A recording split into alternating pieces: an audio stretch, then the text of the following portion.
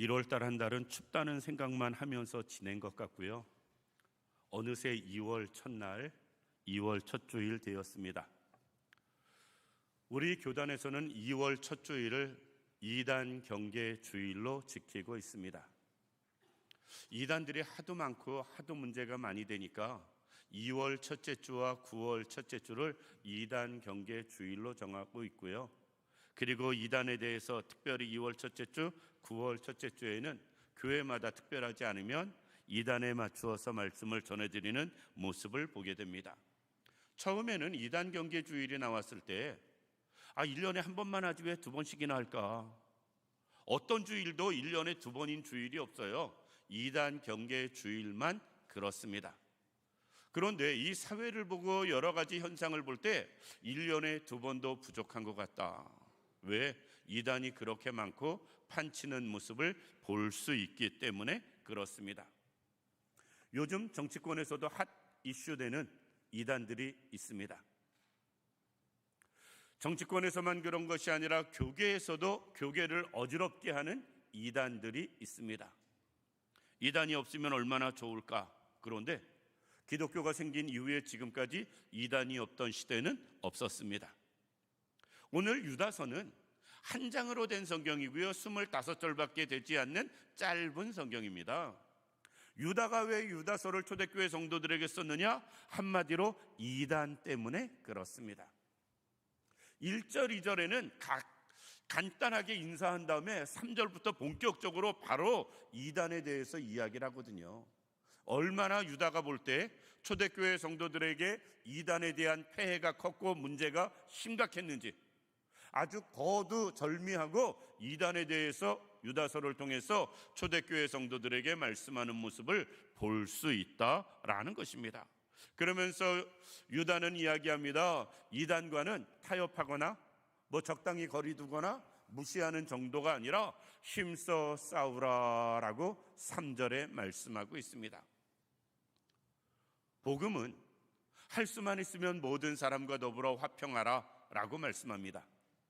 그럼에도 불구하고 2단에 대해서는 화평이나 용서나 화해가 아니고요, 그들은 대적할 상대고 싸워야 할 상대로 말씀하시고 있어요.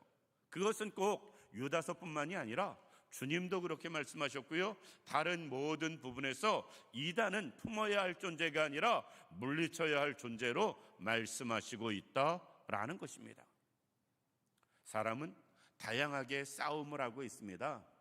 예전의 사람들은 자연과 가장 큰 싸움을 했다고 그래요.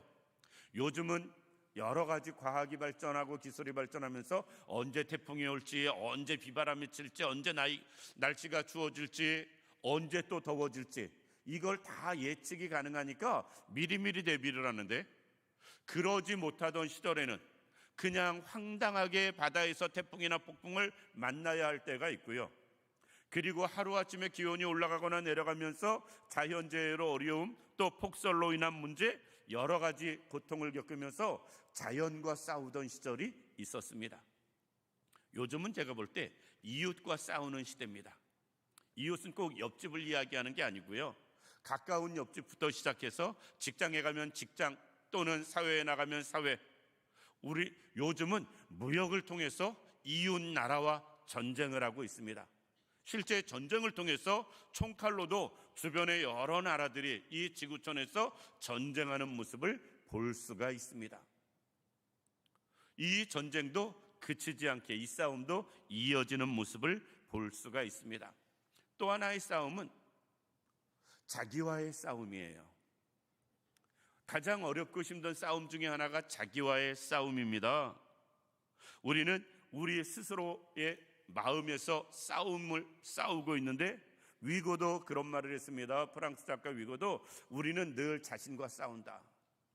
근데 러시아의 소설가 도예토 예스프키는 이런 말을 했습니다. 우리 마음은 영적인 전쟁터다. 그런데 사도 바울도 그랬거든요. 로마서 7장을 통해서 사도 바울은 19절 말씀 이하에 그런 이야기를 합니다. 내 마음속에서 선과 악이 싸운다. 전쟁터다.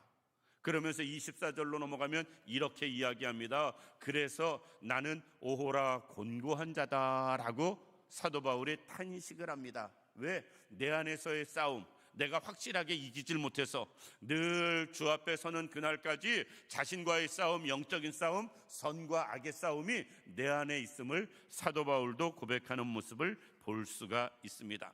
그런데 우리는 요즘 특별히 예수 믿는 사람들은 이단과의 싸움도 빼놓을 수 없습니다. 이단과의 싸움은 어떤 면에서 오늘날 우리에게 가장 중요한 싸움이 되어지는 것 같습니다. 사도 바울은 디모데전서 6장을 통해서 디모데에게 이런 이야기를 합니다. 오직 너 하나님의 사람아, 믿음의 선한 싸움을 싸우라. 이것도 역시 믿음을 지키기 위한 여러 가지 싸움 중에 그 중에 하나 이단도 포함되어 있음을 볼 수가 있다라는 것이에요. 이단이 어떤 면에서 우리가 실질적으로 크게 눈에 드러나지 않고 피부에 느껴지지 않으니까 우리는 별 생각 없이 지나가고 있습니다만, 요즘 뉴스를 보면 우리는 못 느껴도 이단은 오래전부터 나라를, 정치권을, 또 교계를 어렵게 힘들게 만드는 모습 볼 수가 있습니다. 유다가 유다서를 기록하는 그 초대교회부터 지금까지 이단은 없었던 시절이 없다. 따라서 이단을 생각하면서 힘써 싸우라라는 제목으로 몇 가지 생각해 보려고 합니다. 첫 번째, 우리는 하나님 앞에 부름받은 성도들입니다.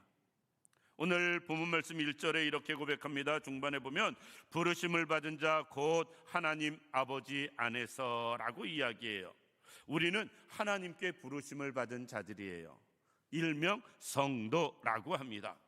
우리는 하나님 앞에 부름받은 사람이기 때문에 하나님 앞에서 살아가야 되는데, 우리가 하나님 앞에서 살아가는 이 모습을 늘 흔드는 이단들이 있기 때문에 우리는 그 이단과 싸워야 됩니다. 우리는 성도인데 어떤 성도냐? 성도임에도 불구하고 크게 두 가지를 이야기합니다. 첫 번째, 하나님의 사랑을 받은 성도들. 그냥 부르심을 받은 것도 아니고요. 1절 중반에 보면 이렇게 이야기합니다. 곧 하나님 아버지 안에서 사랑을 얻고.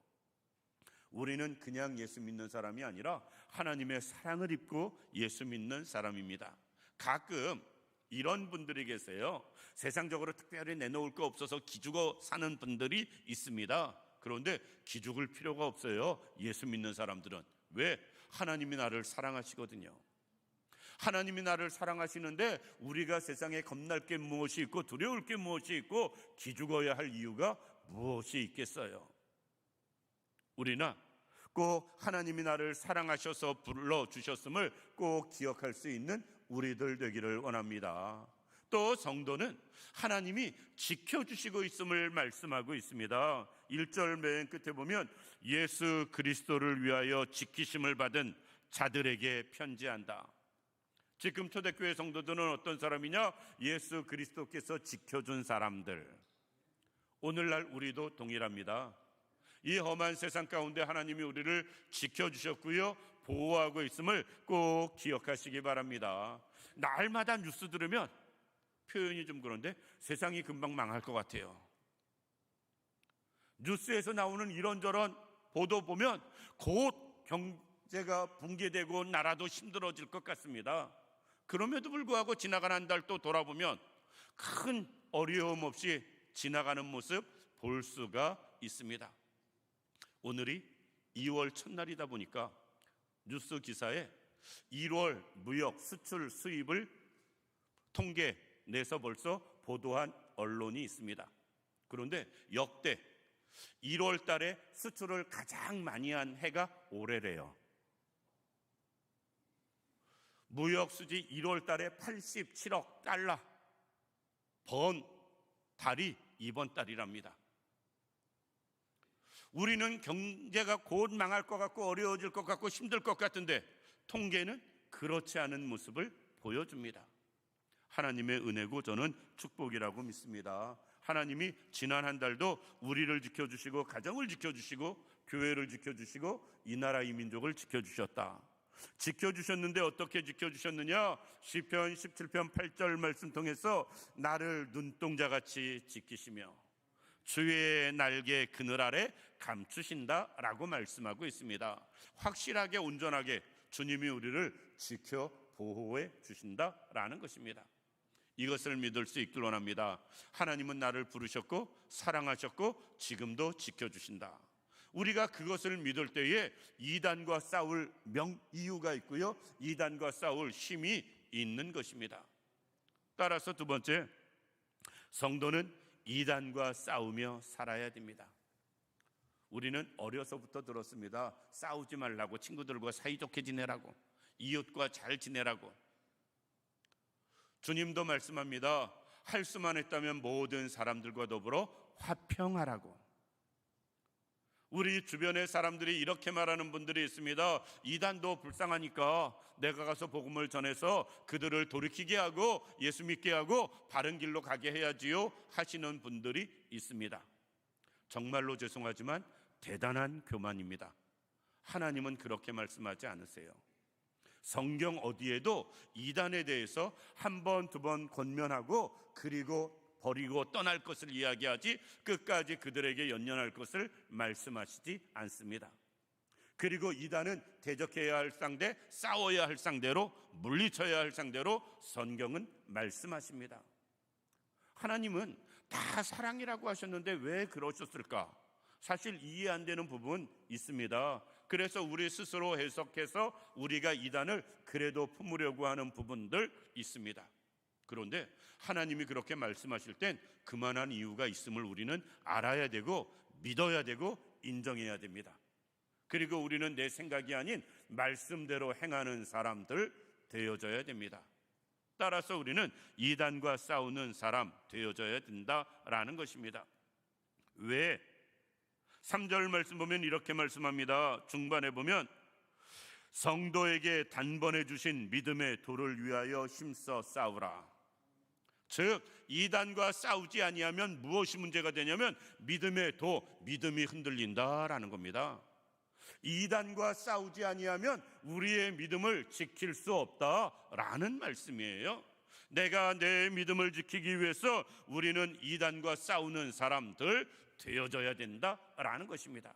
그렇다고 아무나 붙잡고 싸우라는 말 절대로 아닙니다. 이단이 오면 과감히 끊어야 되고요, 배척해야 되고요, 물리쳐야 됩니다.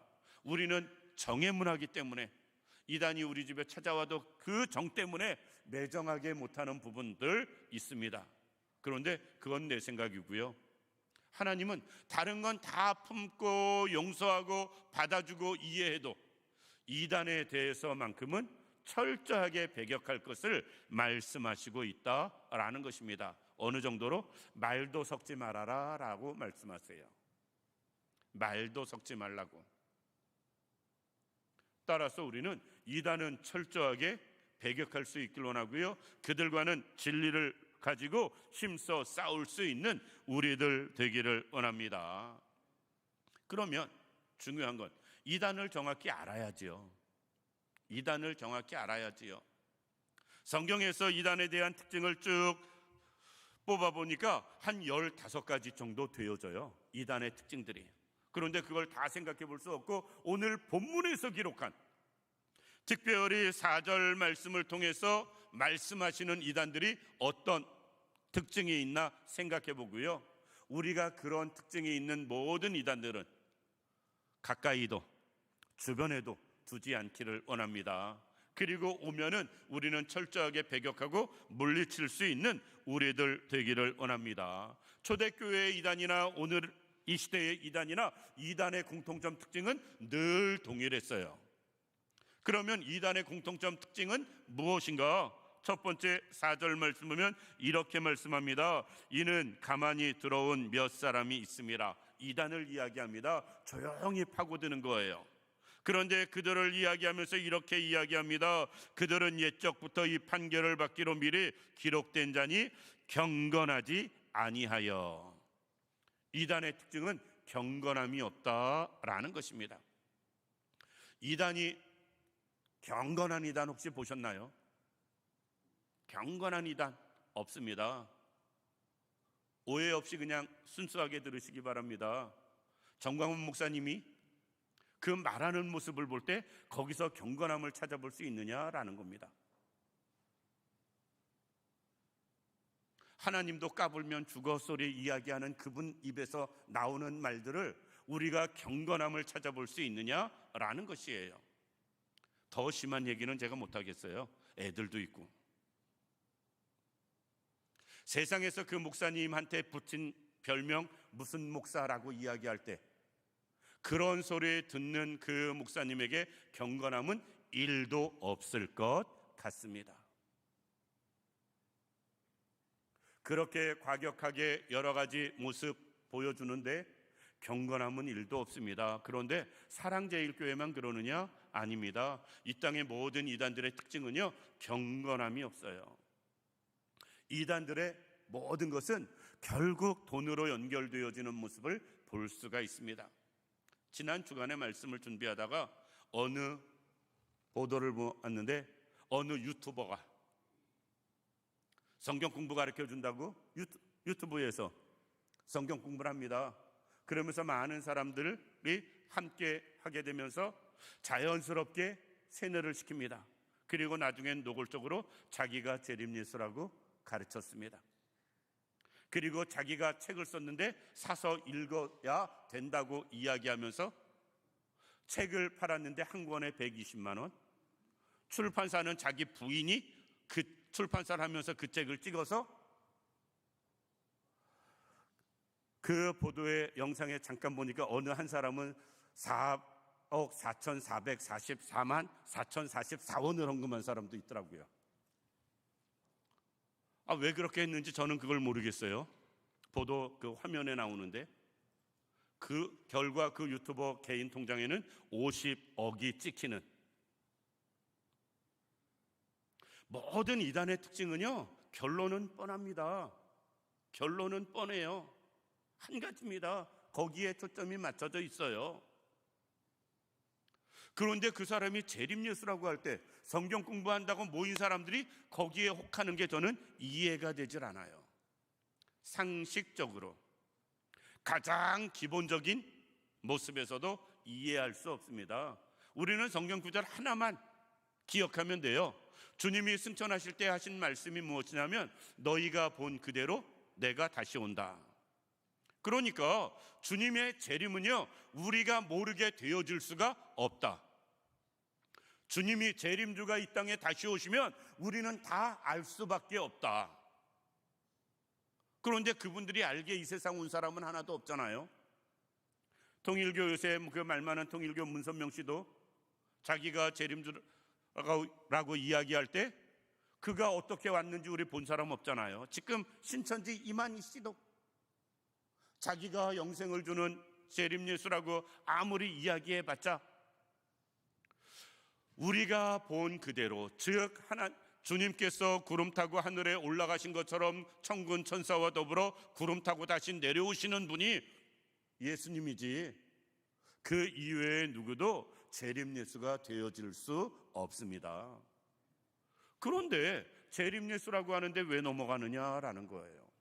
그 말씀 하나만 기억해도 우리는 절대 이단에 빠질 일은 확 줄어들 것 같습니다. 이단은 경건함이 없습니다. 거기서 하나 더 발전해 나갑니다. 이단의 특징은 무엇이냐? 4절 말씀 중반에 보면 우리 하나님의 은혜를 도리어 방탕한 것으로 바꾸고, 이단은 수없이 방탕한 것들로 바뀌어지는 모습을 볼 수가 있습니다. 지금 한창 사회에 문제되는 강화에서 장애인 수용시설에서 뉴스들 보셨지요? 전 그 뉴스 보면서 제일 먼저 한 생각이 무엇이냐면 저거 절대로 교회에서 하는 시설이면 안 되는데 다행히 아니더라고요. 다행히 아니더라고요. 강화도가 지금 그것 때문에 발칵 뒤집혀졌습니다. 뉴스에서 제가 본 것만 수차례 보았습니다. 하나님의 은혜의 도리를 도리어 방탕한 것으로 바꾸고, 이단들의 특징이에요. 이단은 늘 문제가 또 이 문제로 연결되어지는 모습들 쉽게 볼 수 있습니다. 우리나라는 기독교가 들어온 지 지금 140년 막 넘었는데요, 일제시대 때 이단이 본격적으로 우리나라에서는 두각을 나타냅니다. 그런데 그 일제시대 때 나타난 이단, 그 특징 중에 하나가 오늘 본문처럼 하나님의 은혜를 도리어 방탕하게 만드는 것이었어요. 이단은 그런 모습을 감추지 못하고 드러내는 모습 볼 수가 있습니다. 따라서 그들의 모습만 봐도 경건함이 없다면, 방탕한 모습이 있다면 우리는 다른 거 볼 필요도 없다라는 것입니다. 마지막으로 이단의 또 다른 특징은 무엇이냐면 예수 그리스도를 부인하는 것이에요. 자기가 재림예수 되려고 하다 보니까 다시 오실 예수님을 부인할 수밖에 없어요. 자기가 재림주라고, 예수라고, 구원자라고 말하려다 보니까 예수님을 부인할 길 밖에는 없다라는 것입니다. 정말 예수를 인정하고 예수를 구원자로 믿는 데는 어떤 경우도 이단이 되어줄 수가 보편적으로 없습니다. 특별히 교주가 있는 특별한 데는. 우리가 잘 아는 여호와의 증인이 있습니다. 그들의 전도의 열정이나 끈기는 대단합니다. 그런데 여호와의 증인의 특징이 무엇이냐면 예수님을 신으로 인정하지 않아요. 예수님도 하나님의 피조물이라고 주장을 합니다. 그래서 그들이 믿지 않는 것, 사도신경을 고백하지 않아요. 사도신경을 고백하다 보면 자연스럽게 예수를 고백할 수밖에 없기 때문에 그렇습니다. 그래서 그들도 예수를 부인하는 자들입니다. 예수가 있어야 할 그 자리에 사람이 차지하다 보니까 예수가 부정되는 것, 그게 이단들의 모습입니다. 이 자리에 있는 우리 모든 성도님들, 우리가 예수를 부인한다면, 예수의 신성을, 예수의 인성을 어느 것 하나라도 부인한다면 그것은 이단입니다. 우리는 성경을 많이 몰라도, 정말 조금만 알기만 해도 이단의 사슬에 넘어가지 않을 수 있어요.